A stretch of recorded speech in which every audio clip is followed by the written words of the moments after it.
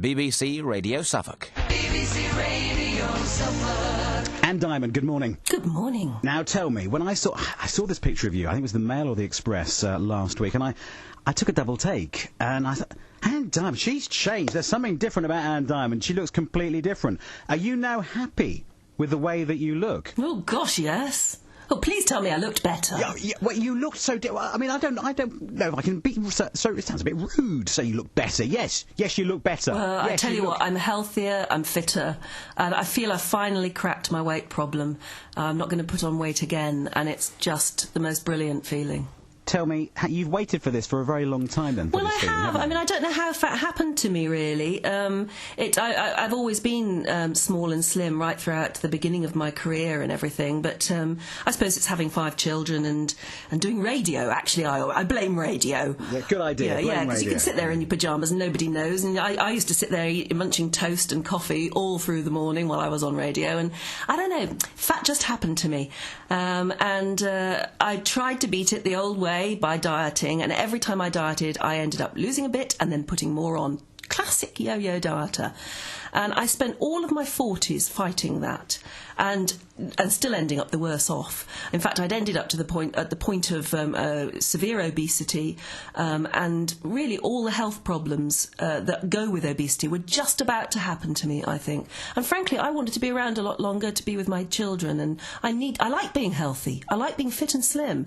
And I just had to do something in the end that would permanently solve the problem. And that's why I went for a gastric band. And didn't the press love talking about the fat Anne Diamond? Oh, well, oh yeah. I tell you what, I am staggered in this country by the attitude, particularly of the media, to fat people, as though fat is some sort of sign of moral dereliction on your part. You know, oh, she's lost it. She's lost control. You're therefore, morally, you've just lost everything. You must therefore be a bad mother. I mean, one particular journalist actually said her children must be so ashamed of her. She actually said that in print. There's not much sisterhood in journalism, is there? Oh, no, but I tell you, it's not just about me, it's about fat people in general. I set up this website called fathappens.com deliberately to give fat people a voice, not because we want to be fat or we're even complacent about it or accepting of it, but because while you're fighting it, you do not need brickbats thrown at you. We're much more compassionate towards smokers and drug addicts in this country than we are towards people who've unfortunately put on a lot of weight. We're going to talk to your surgeon next. But why? Why has happened to you? What have they done then, exactly? I mean, were you not worried about having your stomach reduced in size, having this clamp, having this thing put inside you? Yeah, but I tell you what, if your health is under threat, then you do what it takes. And this is a very safe operation. It's recommended by NICE, the National Institute for Clinical Excellence, as the best way to treat obesity in this country. You can get it on the National Health. I knew nothing of this when I went in for it. You can get it on the National Health in this country. You can get it privately if you really want it. And there are ways of doing it better than others, which is why I wanted to tell my story, so that people won't make the same mistake as I did. I went to Belgium. I had a cut-price operation. I got an awful lot more than I bargained for, or frankly less than I bargained for, because I got an operation that didn't work and I had to get it sorted here in Britain. Let's have a word with your surgeon then, Shaw Summers. Shaw, hello, good morning. Good morning. What is it you've done then?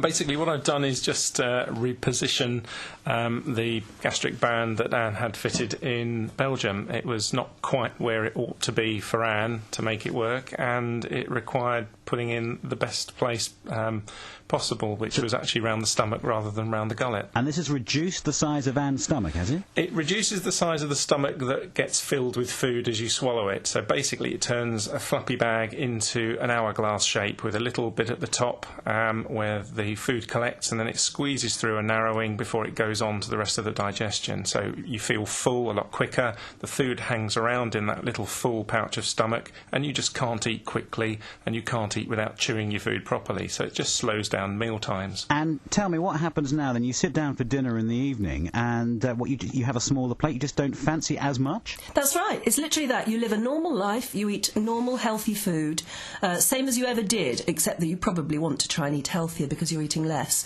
You go out to restaurants, you sit down with the family and eat pizza. It's just that you don't eat anything like the amount of food that you used to. And doesn't that surprise you when you sit down and think, well, I've normally had half a pizza? blinking-tastic, I can't tell you. I mean, at first it is a bit of a shock. You think, how am I going to survive on a quarter of a pizza? But in the end, you get used to it. And then you become staggered by how little food the human being needs to survive, actually, and still be healthy. It's astonishing, but it's, and they haven't invented a magic pill for helping people lose weight, but this is probably the nearest thing, and I'm just so thankful I've got it. Sure, final question to you. People listening this morning are going to go to their GP and say, look, well, Anne Diamond said it's on the NHS. How available is it under the NHS? Variable, but it is getting better. Most GPs should have a mechanism where they can inquire with their what's called the primary care trust or health authority as to what the criteria are locally. But basically, if you are seriously overweight and you have either diabetes or a health problem because of it, you may well be eligible for treatment on the NHS, and it's always worth inquiring rather than going the private route first off. Well, Anne, you do look fantastic. You do great, and thank you very much for your time, both of you, this morning. All the very best. Bye-bye.